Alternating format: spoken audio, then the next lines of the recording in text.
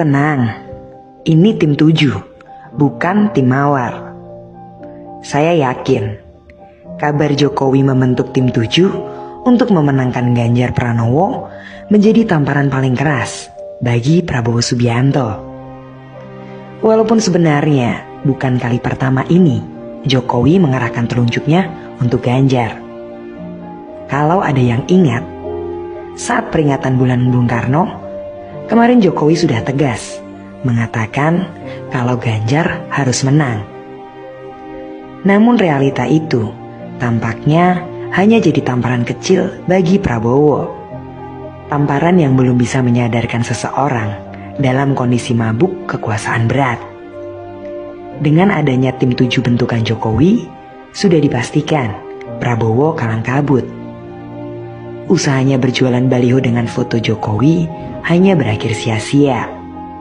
Ibarat bisnis, apa yang dipromosikan Prabowo tak laku di mata masyarakat. Sikap Jokowi ini sekaligus jadi penegas jawaban atas keresahan masyarakat akan arah dukungannya. Kapal besar Jokowi sudah tak diragukan lagi untuk Ganjar Pranowo. Apalagi melalui tim 7 bentukannya akan semakin memasifkan kerja-kerja untuk mendorong Ganjar sebagai penerusnya.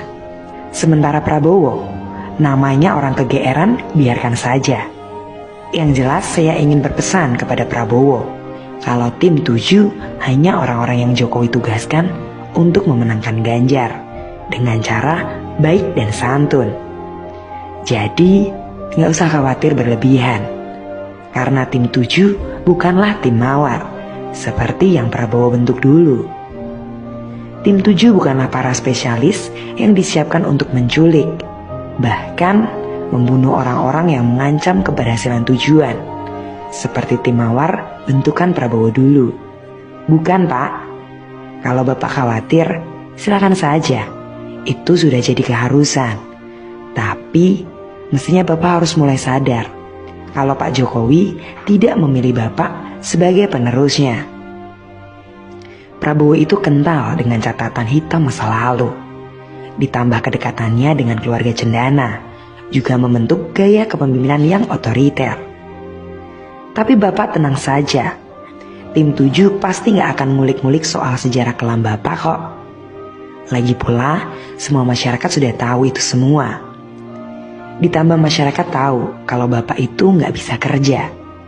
Buktinya sudah diberi kesempatan untuk memegang proyek food estate oleh Pak Jokowi, malah gagal. Sudah diberikan amanah untuk menjadi Menteri Pertahanan, Bapak malah belanja pesawat rongsokan.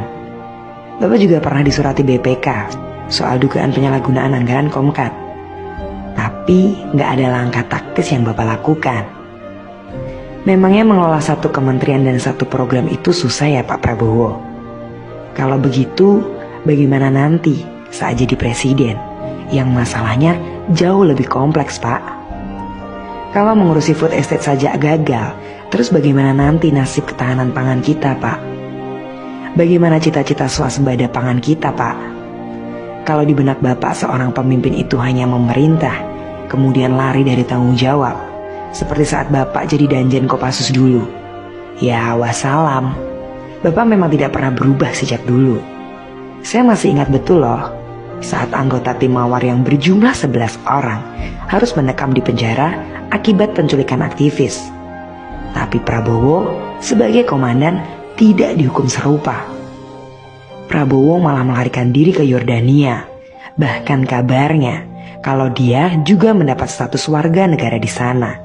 Waduh, lalu kembali soal tim 7. Tenang saja, tim 7 besutan Jokowi bukanlah tim Mawar besutan Prabowo. Justru tim 7 ini ada untuk mencegah Indonesia dari perpecahan dan menjauhkan Indonesia dari tokoh yang ingin menggadaikan tanah air ini.